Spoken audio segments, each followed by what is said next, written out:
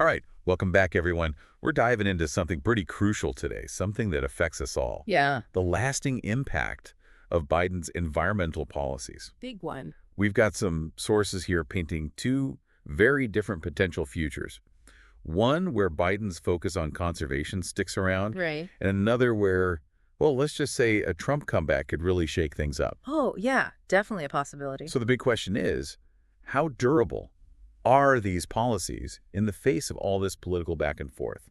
It's a great question. And to be honest with you, it's really fascinating because we're not just talking about some theoretical what if. Right. We're talking about actions that have already happened, things that have actually reshaped the landscape. Oh, yeah, for sure. Literally. I mean, the source highlights how Biden protected 670 million acres of public lands and waters. Wow. Just to give you an idea of the scale we're talking about, that's like 3 times the size of Texas. That's insane. I mean, what are the long-term implications of protecting such a vast area? Does it even make sense to protect that much? Well, let's think about this. Okay. That kind of protection has a huge impact on biodiversity. Mm-hmm. By safeguarding these lands and waters, you're essentially creating safe havens for tons of plant and animal species, which of course helps maintain healthy ecosystems. Makes sense. It also protects all those vital natural resources, and it even plays a role in fighting climate change by preserving places that absorb carbon dioxide from the atmosphere, the so-called carbon sinks. So it's not just about keeping those landscapes pretty. No, no. It has much wider consequences. Absolutely. And the source goes into detail about specific policies behind all these conservation efforts.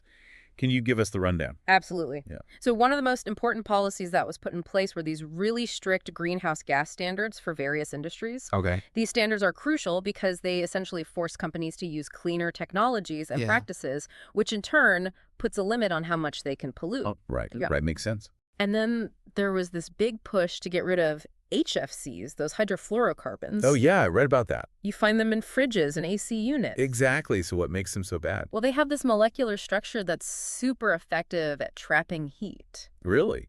Oh, yeah. I mean, they're thousands of times stronger than CO2 when it comes to being a greenhouse gas. Getting rid of them is a massive step in the right direction if we want to slow down global warming. And from what I've read, they already have some promising alternatives on the horizon. Yeah, they're working on it. Makes you wonder how quickly we can actually get away from all those harmful chemicals altogether. Yeah. But here's the thing. The sources also point out that keeping these policies in place might not be so simple, especially if there's a political shift. Yeah. What are the main roadblocks to, I don't know, just undoing all this? Well, for starters, the legal landscape has really shifted. There have been a bunch of cases where courts actually blocked attempts to roll back these environmental protections. Oh, wow.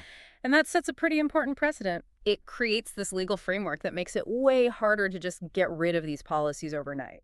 But couldn't a future administration just appoint judges who might rule differently? It's not as simple as that. Legal precedents tend to stick around, and it's a whole process to overturn established case law. Okay. I mean, it's not impossible, but it adds another layer of difficulty to trying to reverse those policies. Gotcha. And then you have the Inflation Reduction Act and the American Innovation and Manufacturing Act. Right. The source mentioned those too. Yeah, essentially, these acts take Biden's environmental plans and make them law. Okay.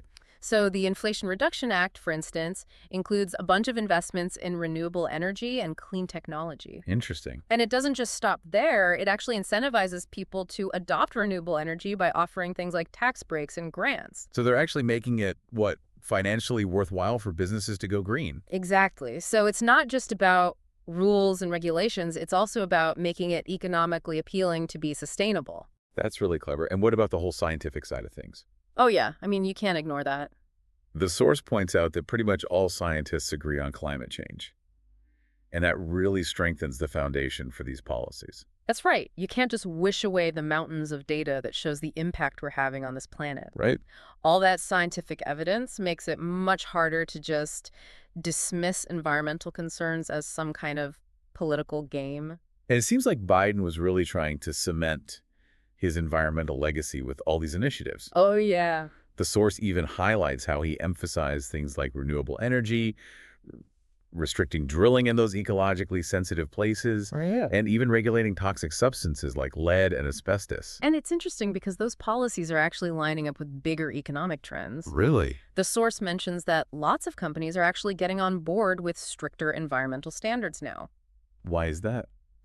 Well, think about it. Sustainability is becoming really good for business. Consumers are looking for environmentally friendly products and practices. Yeah, that's true. And the global market is shifting to reflect that. So companies are realizing that ignoring the environment might actually hurt their profits in the long run. Exactly. It's not just about being altruistic anymore. It's about staying ahead of the curve in a world that's changing. We've covered a lot today. What do you think is the most important takeaway from all this? For me, the big takeaway is that Biden's environmental policies, even though they might face some hurdles down the road, are more firmly in place than you might think at first glance. Okay. You've got those legal precedents, you've got the economic incentives, and then you have the undeniable reality of climate change. Right. And those things combined create this momentum that's really tough to reverse. Yeah, definitely food for thought. It is. This has been a really eye-opening deep dive, I have to say. Me too. And it gives us a lot to consider, like, how will all this affect environmental policy in the future? Not just here in the U.S., but globally.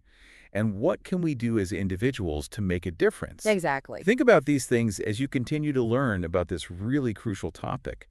Thanks for listening. Thanks for having me.